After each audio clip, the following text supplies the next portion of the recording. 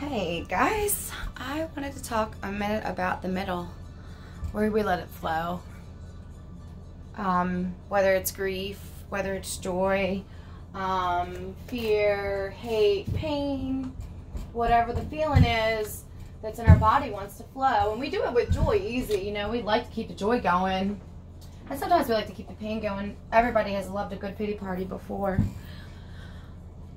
But sometimes with grief, specifically, since that's what I'm talking about right now, it's hard to let go of that because of the connection to the regret and the guilt and those other parts of grief that no one really, not no one, that's not true, that maybe we just don't recognize or honor the same as we do the pain parts. It's like, you know.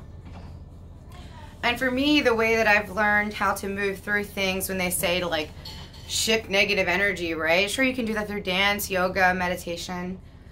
And I also like to use different forms of alchemy. And with alchemy, I mean taking an energy and bringing it into my space now, or taking something that represents an energy into my space and meditating with it, working with it. I'm saying this as I paint this wall white, and I'm not taking my things down, and I'm not doing an especially good job, but I've been looking at these little spots, and some of them are just, they've really pained me, if I'm being honest, visually. And to me, visually, right now, taking up and just saying, I'm doing this right now, I'm just going to fix right now what I can without moving my things, just so later it will be that much prettier, because it's better than that much dirtier, uglier, whatever it looks like from here, right? And let me tell you why this is relevant. Do you see that? I mean, personally, white's not my favorite color, but I have a lighting issue here anyway, and it's already white. And I had white paint in the back. So I like to work with what I already have because the universe provides for me. If I have to go looking, then I'm not ready to work with it, okay? That's all my preference. Just what I believe, just what I have learned, and what has served me. So now today, I've been wanting to do this, right? And today we woke up, we talk about the grief and how do we let go, how do we move past, how do we flow? Sometimes it's nothing to do with what the heck you may be painting over or painting over. But more with just the idea of, you know, I'm kind of committing this process to healing that or flowing that energy. And let me just give you an example. As I was painting, which was all sort of by accident, sort of, you know how that works. As I do this, I'm thinking about that thing that I'm regretting, and I'll just talk about it right out loud for a moment, about the way that my birth went for my baby, you know. I wanted to have a natural birth. I didn't want to have the medicines, and I wanted to just feel empowerment. And it was hard because none of those things happened, and I ended up feeling like a victim. And I ended up being really angry and really let down. And that was when it was like, I don't know how anyone could tell me there's a God kind of pain, you know? It was real grief. And also I wasn't feeling welcome to flow that, because everywhere I turned it was, but you have a healthy baby. And you know, in my heart, of course I did. I never doubted that. This was about my ability to overcome a big thing. Like, this was my third child. This was an unexpected pregnancy. This was a huge catalyst of change, you know, like I was on the brink of, you know, questioning my existence. I don't want to keep talking about it in a weird way because I haven't said it out loud yet, but that was a big deal for me to change in that moment and to decide to have another baby because he was deciding to come through me, you know, and then all the situations around it. And then for me to take that and to not let it rip me apart like I have been doing for the past several 20 years, whatever it was. Anything that hurt me, I just let it beat me down and push me down further and further. I decided that I was going to try and live, and I didn't want to be unhappy anymore. And if this is what the universe wanted for me, I'm going to do it. And I put the trust there. I let myself find my way to yoga, and I've just dumped all my energy there. And the healing poured through me, you know?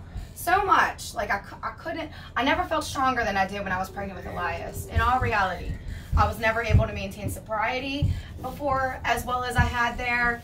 It was really, really good for me. So, but to me, by having that birth would have been like, that's my reward, right? That just wasn't the picture. And that could have had it, except it just wasn't there yet. I had more work to do.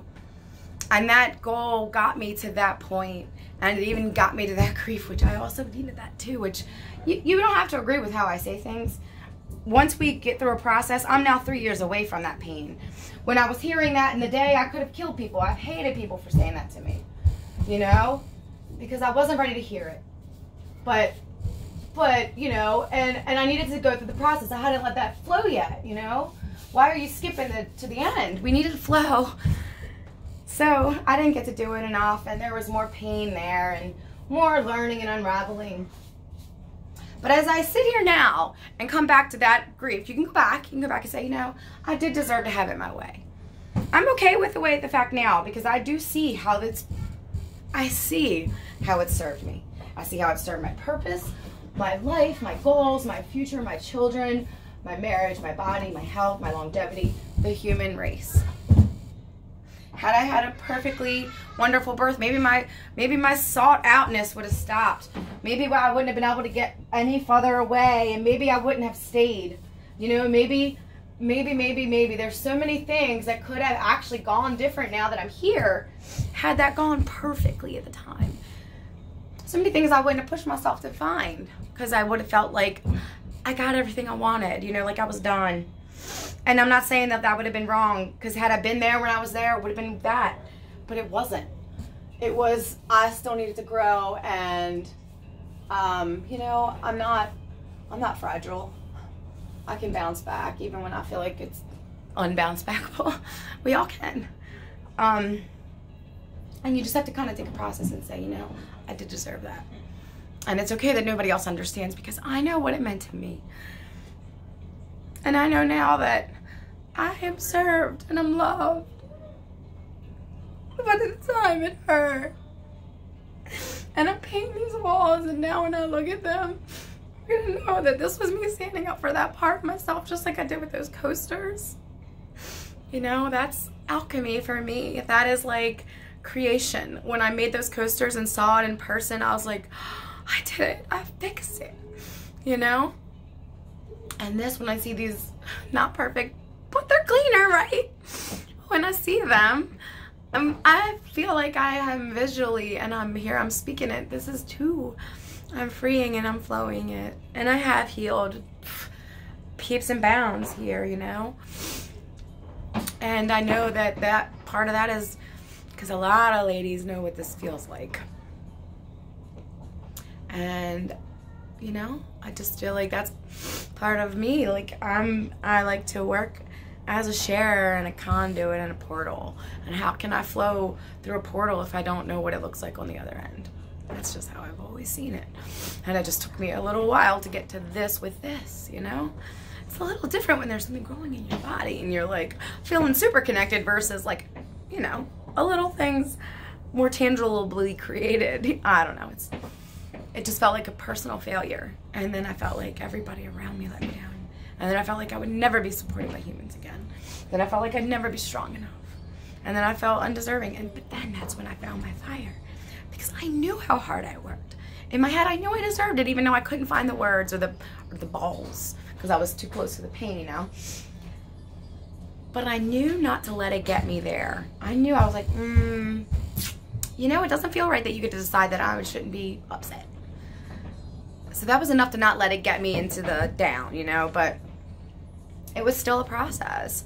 And that's where the flow comes. So if you're in a space where you can recognize something that has got that pull, whether it's guilt, whether you can name it as guilt or not, regret, whatever, grief, you know, if you can say, all right, this is me, whatever I'm deciding right now, this is my way of saying to self, we're flowing this, we're honoring those feelings, whatever they were in the time. They were right in the time. No matter what, they were right in the time. And now I'm just kind of like letting that feeling flow and allowing that next level for that experience to come through. Because of course there was something for me to learn and grow and expand on. How do we know we like the warm blankie if that cold floor ain't so cold, you know? So that's all. And I'll be back later to talk about the fertility part.